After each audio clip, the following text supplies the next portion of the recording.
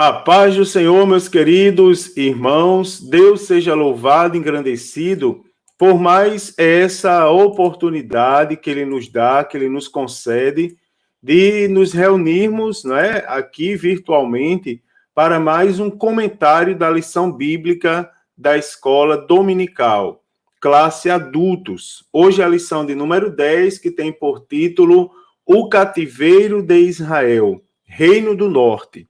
Uma lição muito bonita, muito proveitosa.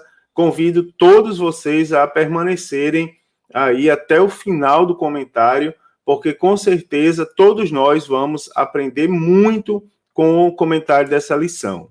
Então, queridos, a leitura bíblica dessa lição está no segundo livro dos Reis de Israel, capítulo 17, dos versículos de 1 a 14. Também no capítulo 17, dos versículos 17 ao 20, e também o versículo de número 29. Diz assim, versículo 1, segundo Reis 17, versículo 1.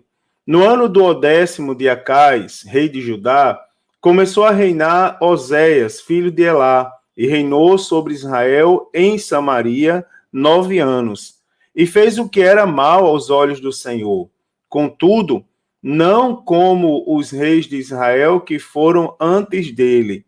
Contra ele subiu Salmaneser, rei da Assíria, e Oséias ficou sendo servo dele e dava-lhe presentes.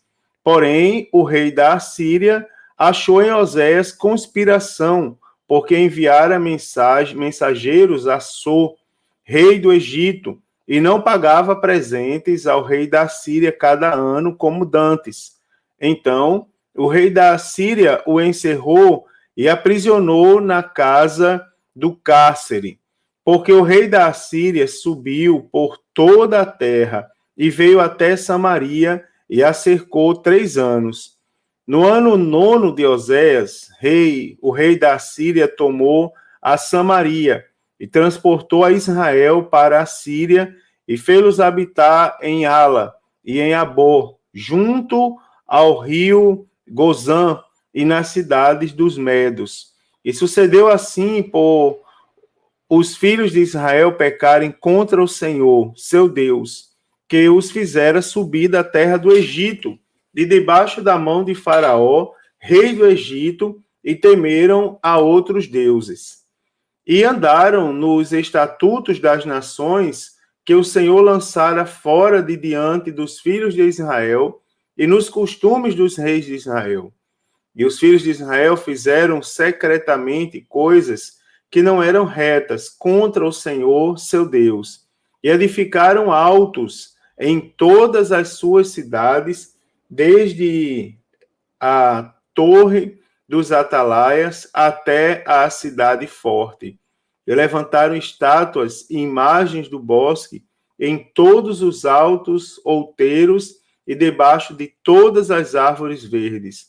E queimaram ali incenso em todos os altos, como as nações que o Senhor transportara de diante deles. E fizeram coisas ruins e provocaram a ira do Senhor. E serviram os ídolos dos quais o Senhor lhes dissera: não farei estas coisas. E o Senhor protestou a Israel e a Judá pelo ministério de todos os profetas e de todos os videntes, dizendo: convertei-vos de vossos maus caminhos e guardai os meus mandamentos e os meus estatutos, conforme toda a lei que ordenei a vossos pais, que eu vos enviei pelo ministério de meus servos, os profetas. Porém, não deram ouvidos, antes endureceram a sua cerviz, como a cerviz de seus pais, que não creram no Senhor, seu Deus. Versículo 17 ao 20 diz assim: também fizeram passar pelo fogo a seus filhos e filhas, e deram-se a adivinhações, e criam em agouros, e venderam-se para fazer o que era mal aos olhos do Senhor, para o provocarem a ira, pelo que o Senhor muito se indignou contra Israel e os tirou de diante da sua face. Nada mais ficou senão a tribo de Judá.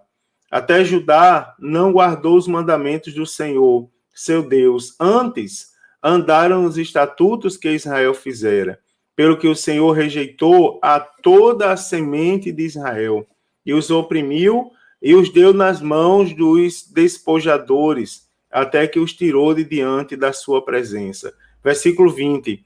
Porém, cada nação fez os seus deuses, e os puseram nas casas dos altos que os samaritanos fizeram. Cada nação nas suas cidades, nas quais habitavam. Queridos irmãos, nessa lição, na lição 10, que é uma lição muito boa da gente estudar, basicamente aqui vamos abordar sobre o cativeiro do Reino do Norte. Aqui eu quero mostrar aos irmãos qual o motivo do cativeiro de Israel, pontuar também quais foram os reis ímpios de Samaria, né? Citar aqui para os irmãos quais foram os reis ímpios lá de Samaria, do Reino do Norte, e também importantes informações sobre os samaritanos, e também relacionar as advertências, né, dos profetas Amós e do profeta Oséias, do profeta Amós e do profeta Oséias contra o Reino do Norte. Para começar esse comentário, vou falar um pouco sobre o Reino de Israel, que era o Reino do Norte, e o cativeiro assírio, né? Então, a queda de Samaria e a deportação da sua população, irmãos, não foi outra coisa senão um resultado muito claro dos pecados que a nação de Israel, basicamente o Reino do Norte, cometeu contra o Senhor. O povo de Deus se tornou um povo infiel para com o Senhor, que os livrou da terra do Egito. Está muito claro na lição, na leitura que a gente fez, né? O povo se tornou infiel e começou a adorar e também servir outros deuses que não eram o Deus de Israel, né? E apesar dos constantes avisos dos profetas, o povo fez isso, digamos que descaradamente, né? E essa atitude, notoriamente, consiste numa gravíssima traição contra Deus, apostasia, né, irmãos? A negação consciente da fé que o povo tomara conhecimento. O resultado, digamos, ele foi inevitável. O resultado foi o julgamento de Deus, né? O juízo que se manifestou na forma de exílio, e um exílio que expulsou o povo de Israel da própria terra prometida. Não é? Isso aqui ensina muito a gente nos dias de hoje. Juízo de Deus, né, irmãos? Deus permitiu que o povo viesse e tirasse Israel da terra prometida. Outro fator interessante aqui é que a idolatria no Reino do Norte, ela perdurou sem dificuldade por quase 2 séculos, irmãos. Então, você observe que não foi uma coisa assim de trair Deus num dia e Deus não. Foi uma coisa de quase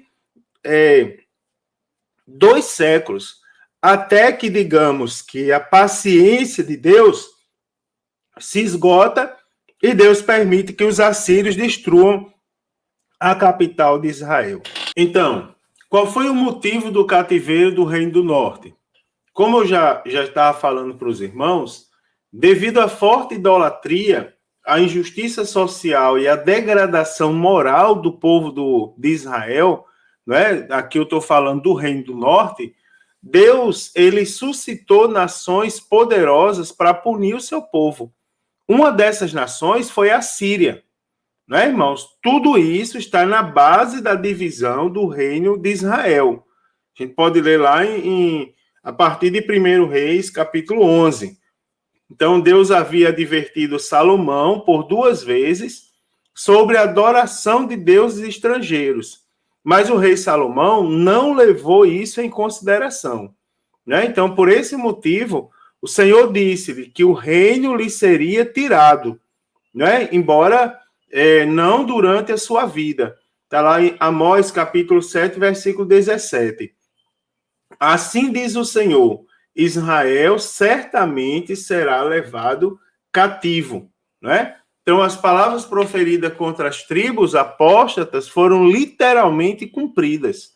Segundo Reis, capítulo 18, versículo 12, diz: assim foi Israel transportado de sua terra à Síria, por não obedecerem à voz do Senhor seu Deus. Antes, traspassaram o seu concerto e tudo quanto Moisés, servo do Senhor, tinha ordenado. Então a gente pode ver aqui, um pouco sobre o cativeiro no Reino do Norte. Então, desde que o Reino de Israel foi dividido, o Reino do Norte ele se inclinou mais intensamente à idolatria, não é? Em detrimento ao Reino do Sul. O Reino do Norte é o rei de Israel, o Reino de Israel, ele termina com o cativeiro assírio, né? O rei Salmanasé, filho de Tiglat-Pileser, da Síria, cobrou impostos de Israel e levou o povo israelita cativo para a Síria. Né? A destruição que abateu o Reino do Norte foi um juízo, claramente um juízo da parte de Deus. Né, irmãos? Os assírios, eles foram instrumentos, digamos, que Deus se serviu para fazer valer o seu propósito. Então, isso é muito interessante a gente saber. Então, se não fosse a infidelidade do povo de Deus, os assírios eles não tinham a menor chance contra o Reino do Norte ou qualquer um que proferisse o nome do Senhor. Né? Então, por intermédio do profeta Isaías, que começou a profetizar pouco antes da queda de Samaria, o Senhor se referiu aos assírios como a vara da minha ira. Né, irmão? Isaías 10:5 diz: a minha indignação é como bordão nas suas mãos. Né? Então, o reino de Israel, também chamado Reino do Norte, ou Reino de Samaria, praticamente não teve nenhum rei justo diante de Deus. Então, eu quero mostrar aos irmãos aqui a relação dos 19 reis ímpios que reinaram no Reino do Norte. Né? Ali, Jeroboão, primeiro, que reinou por 22 anos, Abade, que reinou por 2 anos, Baasa, que reinou por 24 anos, Elá, que reinou por 2 anos, Zinri, que reinou por 7 anos, Onri, que reinou por 12 anos, Acabe, que reinou por 22 anos, Acasias, que reinou por 2 anos, Jorão, por 12 anos, Jeú, que reinou por 28 anos, Jeoacás, que reinou por 17 anos, Joás, que reinou por 16 anos, Jeroboão II, que reinou por 40 anos, Zacarias, que reinou por 6 meses, Salum, que reinou 1 mês, Menahem, que reinou por 10 anos, Pecaías, que reinou por 2 anos, Peca, que reinou por 20 anos, né, e foi mal, e Osés, que reinou por 9 anos. Então, totalizando aí 19, digamos, maus reis que reinaram o Reino do Norte ou o Reino de Israel, ou ainda o Reino de Samaria, tá certo? Em relação aos samaritanos, digamos que a apostasia ou a negação consciente da fé, ela personificou-se no primeiro rei de Israel, né, em Jeroboão I, que se tornou para todas as gerações subsequentes um modelo de iniquidade e de mau comportamento, né, irmãos? Então, não surpreende ninguém que o único remédio para 2 séculos de infidelidade e apostasia espiritual fosse a deportação, né, da terra da promessa. Então, sob o comando de Salmaneser, Oséias, o rei de Israel, foi preso e Samaria foi sitiada por 3 anos antes de finalmente sucumbir por volta do ano 722 a.C., segundo nós temos o relato em 2 Reis, capítulo 17, versículos 5 e 6. Né? E no cerco, multidões pereceram miseravelmente de fome e de enfermidades, bem como pela espada. Né? Caiu a cidade, irmãos, como a nação, e o humilhado remanescente das 10 tribos foi levado cativo e espalhado entre as províncias do domínio assírio. né? Os povos antigos tinham esse costume de espalhar o remanescente para evitar levante, né? Para evitar que eles se levantasse novamente, para enfraquecer o povo. No lugar do povo de Deus na terra prometida, foram colocados outros povos que deram origem ao povo samaritano, né? Que era a política usual do rei da Síria aos povos conquistados. Enfraquecer o povo e substituir ali por outros povos, né? A intenção do reino da Síria era que todo mundo ficasse fraco e submetido à sua autoridade. Um fato aqui interessante do juízo aqui de Deus é que nunca mais a nação de Israel, né, ou o reino do norte, voltou do cativeiro. Isso é muito interessante. Agora, queridos, falar um pouco sobre o ministério do profeta Amós, nesse contexto aí de apostasia, de idolatria e de infidelidade do povo de Deus. O profeta Amós, ele surge num momento complicado, né? As grandes injustiças dos reis do norte fizeram com que os profetas Amós e Oséias formalizassem gravíssimas denúncias.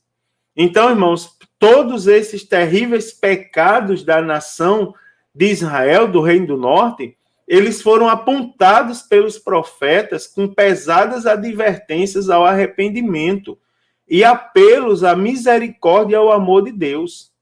Então, a gente tem aí coisas gravíssimas, né? Você imagine o que era profetizar num período de apostasia, num período em que Deus estava triste, né, irmãos, com a própria nação. Então, dentro desse contexto, a gente pode estudar um pouco sobre o profeta Amós. Quem foi o profeta Amós? Né? O profeta Amós, a gente pode dizer sobre ele que, primeiro, que o seu nome significa fardo ou carregador de fardos. O profeta Amós nasceu em Tecoa, né? Tecoa era uma pequena aldeia que estava a 8 quilômetros ao sul de Belém. Ele era um homem de negócios, fazendeiro, pregador, né? Embora não fosse um profeta treinado na escola de profetas, o profeta Amós trabalhava com criação de gado e plantação de figos. A gente vê isso aí lá no capítulo 1, né, do livro do profeta Amós, também no capítulo de número 7. Então, o interessante é que o livro do profeta Amós, ele é considerado um clássico, tanto no conteúdo quanto na expressão artística, o que implica dizer que o profeta Amós era intelectual e também um habilidoso escritor, tá certo? O profeta Amós também, ele tinha, digamos, um profundo senso de justiça social e coragem nos confrontos, era um homem corajoso. O profeta Amós também pode ser considerado facilmente, não é, como um profeta, digamos, missionário, tá certo? Um grande missionário do Senhor. Como é que estava o contexto religioso do reino do norte no período do profeta Amós? O cenário religioso de Israel, nos dias do profeta Amós, notoriamente, irmãos, não podia ser diferente do que caótico, tá certo? O povo de Deus vivia uma época descarada, digamos assim, de apostasia e, consequentemente, uma época de grande corrupção moral. Então, no tempo do profeta Amós, ainda que a adoração a Baal já tivesse sido extinta, o sistema de adoração do bezerro de ouro permanecia, né? Essa prática ela já se arrastava por cerca de 170 anos. Naquela época, o sumo sacerdote era Amazias, que com certeza foi indicado pelo rei, né? Do ponto de vista, digamos, social e moral, o reino do norte não podia estar diferente, senão corrompido, tá certo? Tanto de maneira interna, como tanto internamente falando, como externamente falando. Então, eu posso relatar para os irmãos alguns pecados e injustiças sociais cometidos nesse período que foram condenados pelo profeta Amós. Veja que o tipo do pecado, irmão, como era gravíssimo, que acontecia a consequência da idolatria e da apostasia, o que trazia por consequência no meio do povo de Deus. Então, profeta Amós 2:6, ele diz: por que vende o justo por dinheiro e o necessitado por um par de sapato? Não é? Você vê aqui o profeta Amós denunciando a injustiça social. Aí ele diz assim, ó, suspirando pelo pó da terra, Amós 2:7, a primeira parte, sobre a cabeça dos pobres. Né? Amós 2:7, a parte B, diz assim, pervertem o caminho dos mansos. E um homem, né, e seu pai entram a mesma moça. Você veja aí a degradação moral para profanarem meu nome santo, o meu santo nome. E veja que é terrível, irmão. Amós 4:1 diz assim, ouvi esta palavra vós, vacas de Bazã, que estáis no monte Samaria. Aí ele diz, vocês que oprimis aos pobres, que esmagais os necessitados, que dizei a vossos senhores, dá cá e bebamos. E Amós 5:12, você vai ver ali, ó, porque eu sei que são muitas as vossas transgressões e graves os vossos pecados. Aí ele diz que afligis o justo, tomais resgate e rejeitais os necessitados na porta. Né, irmão? Você vai ver aqui, então, o profeta Amós expondo, né, de maneira gravíssima aqui as consequências, né, da iniquidade praticada contra o reino, pelo reino do norte. Você vai observar o seguinte, tem duas coisas. Primeiro, tem os reis que teriam a responsabilidade de trazer o povo para perto de Deus e não faziam, e tinha o povo, irmãos, que aceitavam, né, tais determinações dos reis e passavam a viver nesse meio como se essas coisas fossem coisas normais. Então, você observa que tem dois pontos de vista aqui interessantes, graves. Tudo começava da falta de temor a Deus. E o profeta Amós, ele é usado tremendamente para denunciar esse tipo de coisa. Agora, eu também posso falar um pouco sobre o profeta Oséias, não é? Também profetizou ali boa parte do seu ministério para o reino do norte. Então, ó, o que a gente observa com o ministério do profeta Oséias? A gente observa que, apesar do caos espiritual e da notória rejeição de Israel por parte de Deus, não é? Deus, ele não abandonou o seu povo, pelo contrário, ele tinha o desejo claro de salvar o seu povo. E por esse motivo foi que o Senhor convocou o profeta Oséias. Então, assim como o profeta Amós, o profeta Oséias também dirigiu a sua mensagem ao reino do norte, não é? Ali teve uma mensagem ao reino do sul. Por exemplo, quando ele advertiu o reino do sul a não imitar o exemplo do reino do norte. A mensagem do profeta Oséias, digamos, ela é repleta de referência a lugares e eventos que somente alguém que pertencesse ao reino do norte, ou reino de Israel, daria atenção a eles, tá certo? Então, Oséias dirigiu-se quase que exclusivamente ao reino de Israel, a quem 37 vezes chama de Efraim, e demonstrou relativamente pouca preocupação com o reino do sul, né, que era o reino de Jerusalém, exceto quando ele advertiu o reino do sul a não imitar o exemplo do reino do norte, conforme eu já havia aqui pontuado aos irmãos. Então, queridos, na época do profeta Oséias, como é que estava a política, a situação política e social do reino do norte? Na época do profeta Oséias, reinava sobre Israel o rei Jeroboão II, filho de Jeoás, que foi o quarto rei da dinastia de Jeú, né, do rei Jeú. Então, o seu longo reinado sobre Israel cerca de 41 anos, ele recebeu uma atenção relativamente pequena nos registros dos reis, né, de segundo reis. Jeroboão II, ele liderou Israel num período de muita prosperidade. A Síria havia enfraquecido a Síria, que dessa maneira não representava mais, digamos, uma ameaça assim para o Reino do Norte. Por esse motivo, Jeroboão II ele teve liberdade para executar uma agressiva expansão do seu território, conforme foi ali profetizado pelo profeta Jonas, né? Então, o Senhor usou esse governo para salvar Israel de anos de dificuldades e também de problemas. Quanto à espiritualidade na época do profeta Oséias, infelizmente, digamos assim, né, irmãos, a prosperidade política e social do reino de Jeroboão II levou a muitos males, né, pois esse rei não representava qualquer devoção a Deus. Do ponto de vista religioso ou espiritual, Israel, ele descerra ao degrau mais baixo, digamos, tá certo? Espiritualmente falando, vai ao fundo do poço.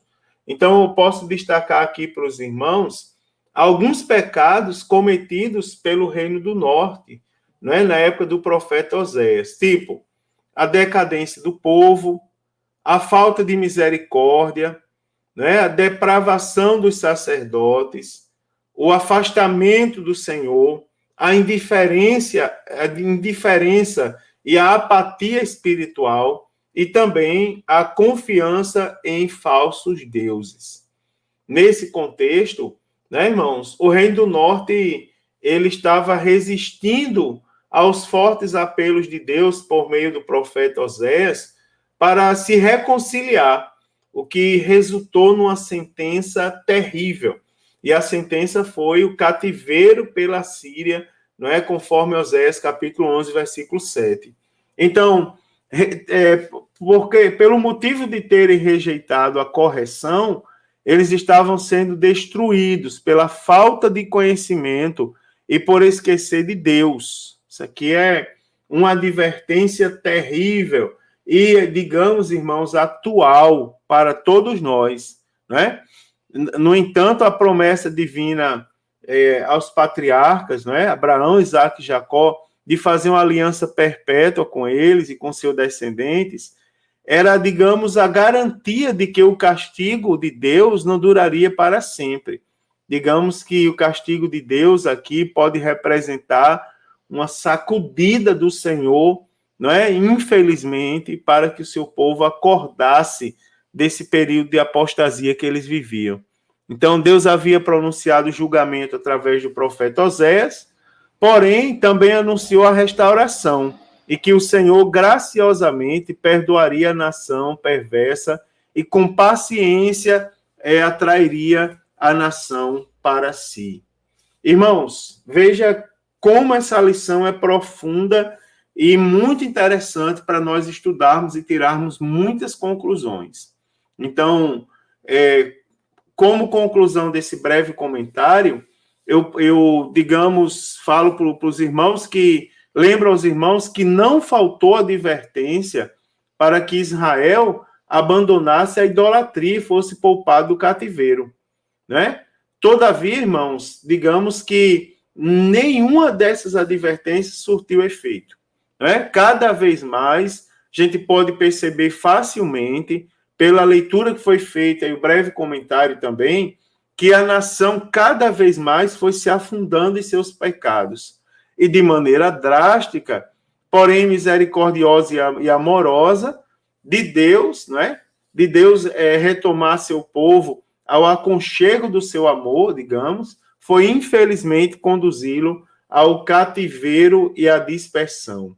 Irmãos amados, eu quero terminar dizendo aos irmãos que Deus nos ajude, né, a atentarmos mais para a palavra. Afinal, comentei com os irmãos ali, agora há pouco, sobre a terrível consequência da falta de conhecimento, né?